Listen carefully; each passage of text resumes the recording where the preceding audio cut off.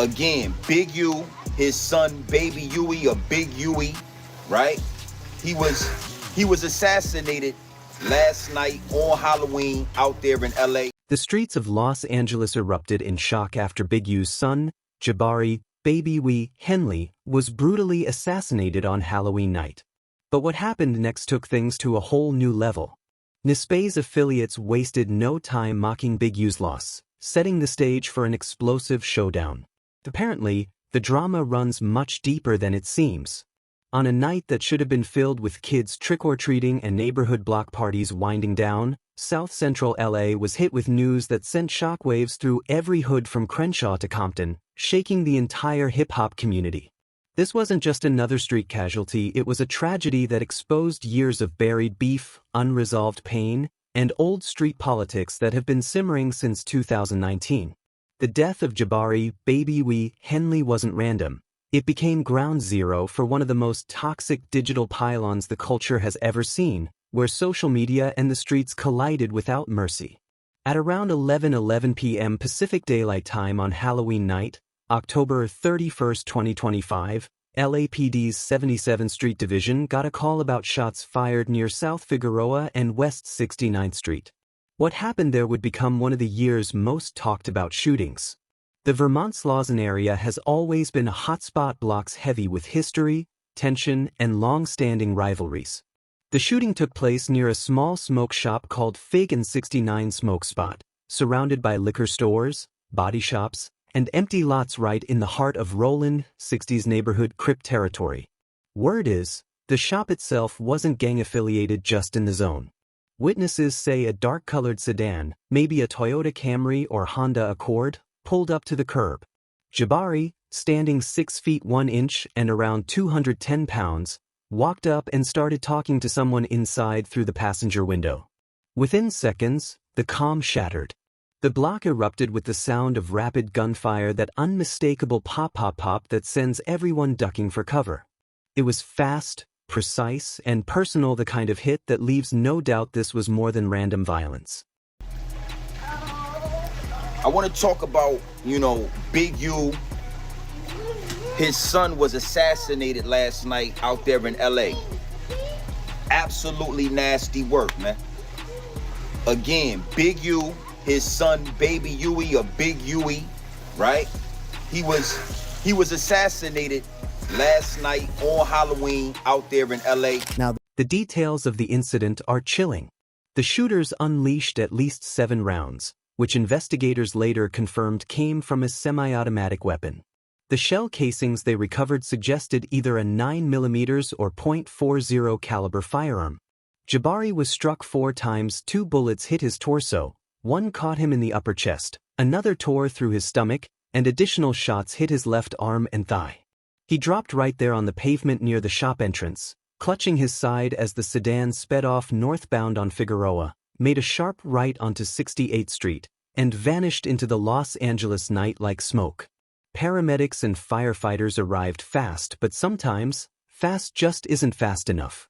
LAFD Station 46 pulled up at 11:14 p.m. and found Jabari barely hanging on, gasping those last, shallow breaths your body takes when it's fighting to stay alive.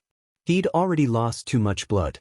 The first responders jumped straight into emergency mode, chest compressions, IVs, epinephrine, everything in the book to bring him back. But at 11:28 p.m., just 14 minutes after they arrived, his pulse was gone. Jabari, Baby Henley, was pronounced dead at the scene. The coroner's office performed the autopsy on November 1st, logging it as case number 2025004512. The official cause of death, multiple gunshot wounds. The real killer's massive blood loss and a torn left pulmonary artery.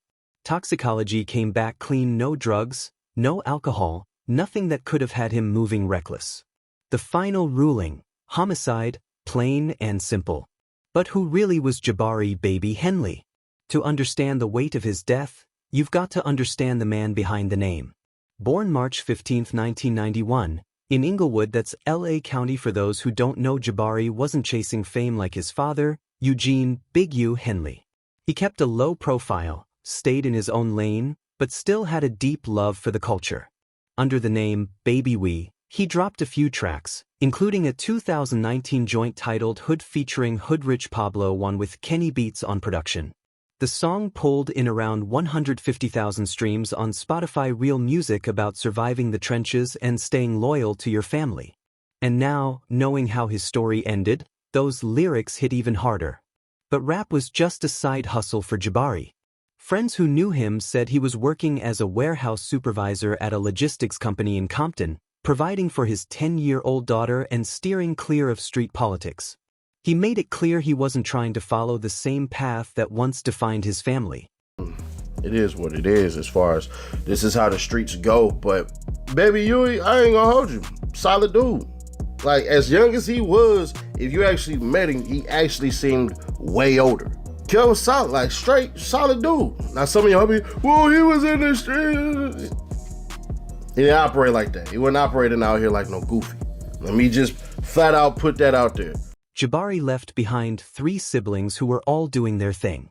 His brother, Diane Henley, 28, a starting linebacker for the LA Chargers, posted on Instagram on November 1st, saying, "My heart is shattered. Rest easy, bro. We got the fam." Another brother, Michael Henley, 32, works as a barber in Hawthorne, while his sister, Shirish Henley, 30, is a nurse in Long Beach. The whole family was moving in different lanes, trying to build better lives for themselves.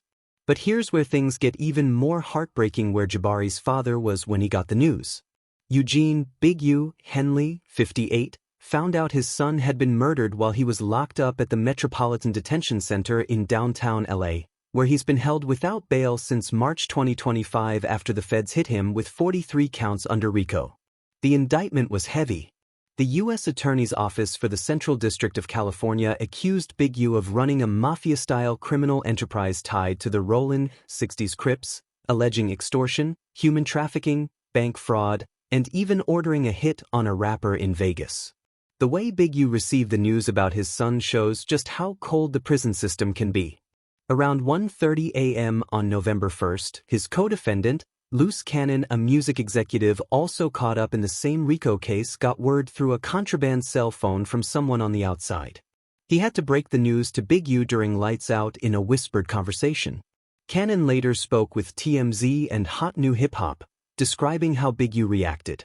"Big U just froze," Cannon said. "He didn't say much at first, tears streaming, fists clenched. Then he whispered, 'Not my boy, not like this,' capturing the raw grief of a father who couldn't even be there for his son in his final moments. We're both shattered, man. Heartbroken and devastated doesn't cover it. We'll work through this together, even from in here. God makes no mistakes. He's testing us, but we'll rise," Cannon added, trying to find meaning in senseless tragedy. As of November 2, 2025, the case remains open with no arrests made. LAPD's South Bureau Homicide Division has been working the case aggressively, pulling footage from 12 different surveillance cameras in the area. They issued a $50,000 reward through the LAPD's citywide crime reward program on November 1st, hoping someone would come forward with information to help crack the case. But what happened in the hours and days after Jabari's death on social media is where this story took a darker turn, showing just how toxic the internet can become when grief, conspiracy theories, and old beef collide. The internet went into overdrive. Less than 2 hours after the first police scanner reports hit online around 11:45 p.m. on October 31st, chaos erupted across every major platform. The story of Jabari Henley's killing didn't just stay in the hood or even in LA, it went global, igniting a wave of comments, conspiracies, and outright disrespect that exposed the ugliest side of internet culture and the unresolved wounds still haunting the hip-hop community since Nipsey Hussle's death. Instead of condolences or calls for justice, the conversation turned dark. People began talking about karma, divine retribution, and even celebrating the death of a young father because of rumors about his father's past. Within 90 minutes of those first scanner alerts, the story exploded online and got tied to 6-year-old conspiracy theories claiming Big U had something to do with Nipsey Hussle's murder on March 31, 2019. On X, what used to be Twitter, mentions of Big U's son jumped from 2,500 posts at midnight to over 15,000 by 6 a.m. on November 1st, with hashtags like hashtag #CuzBigHenley, and hashtag BabyWe trending all over LA. The speed at which it blew up was insane, showing how social media has turned tragedy into instant content, speculation into supposed truth, and real grief into entertainment for the masses. TikTok was flooded with videos, including some graphic clips showing paramedics performing CPR on Jabari, footage posted by anonymous accounts that racked up 3.2 million views by noon on November 1st. Instagram reels from Nipsey Hussle fan pages started mixing mourning for Nip with slick accusations aimed at Big U, driving the story to over 25 million impressions worldwide. The algorithms ate it up, feeding people a narrative that had been simmering in the culture for years, just waiting for a spark to reignite it. The disrespect, often framed as karma coming back around, or Nipsey's spirit getting revenge from the grave, stemmed from old rumors that had shadowed Big U since 2019. Claims that he allegedly vouched for Eric Holder Jr., the Rollin' 60s member convicted in 2022 for Nipsey's murder, or that he profited off Nip's death through his label, Unique Music. Those theories were already proven false during Holder's trial, where Big U's name never appeared in any official transcripts. But in both the streets and online, facts never travel as fast as rumors. Old clips resurfaced and gained new traction, giving fresh life to long-debunked narratives. A 2021 interview with Charleston White resurfaced on November 1st, pulling in 11,000 likes and nearly 500 reposts.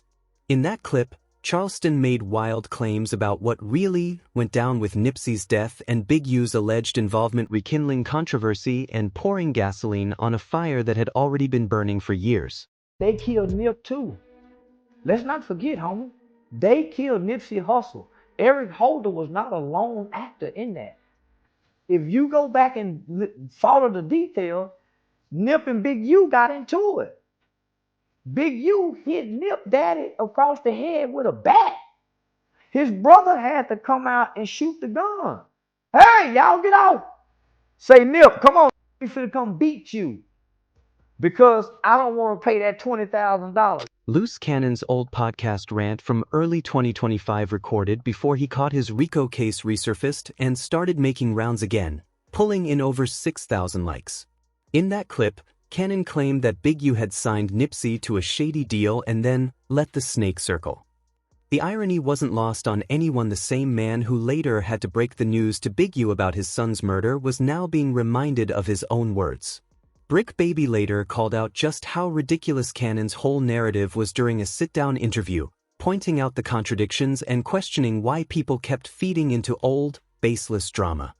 All this is nonsense. Me and Big U even had a conversation about it. And I said, man, I'm sorry you're getting dragged into this fake storyline. Not that I have anything to do with it, because I've never interviewed Loose Cannon or anything else like that. But I just as someone I'm cool with, I said, I'm sorry that this is the story that's going out and people are running with it, because I remember every conversation I've ever had with Big U, he's always spoken positively about Nipsey.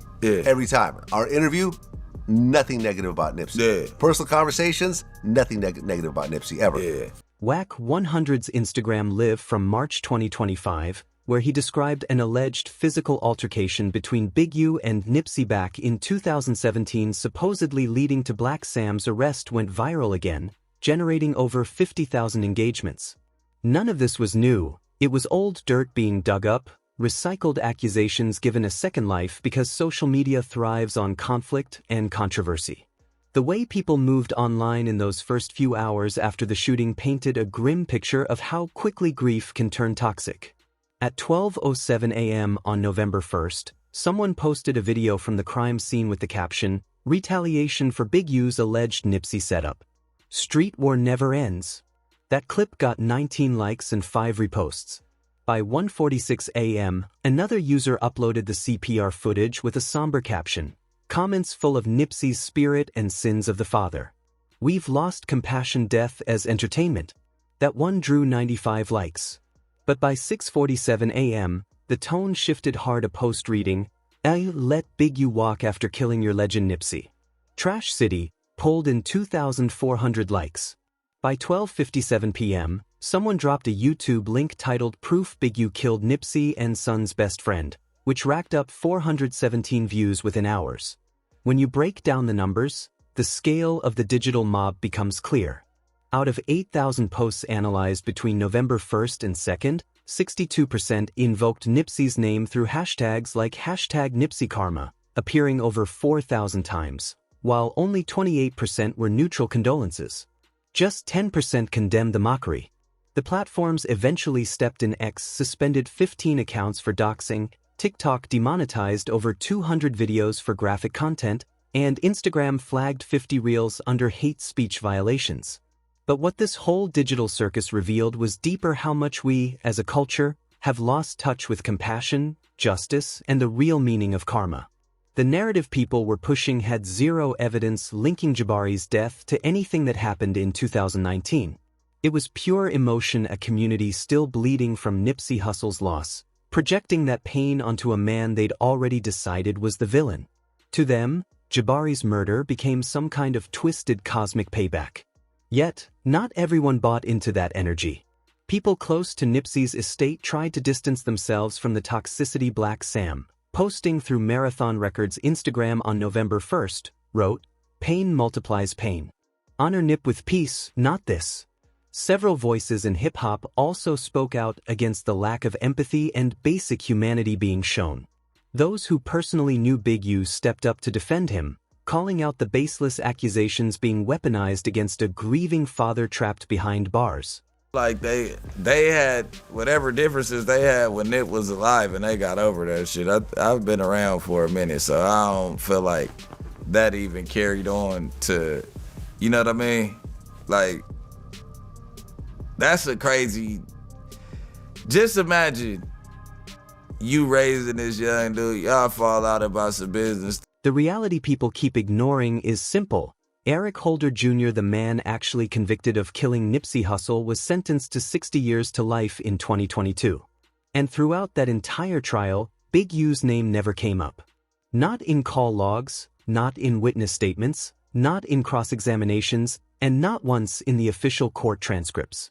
As one commentator later pointed out while addressing these lingering conspiracy theories, if there had been even a shred of evidence tying Big U to a murder-for-hire plot, you can bet prosecutors would have brought it to court during Holder's trial.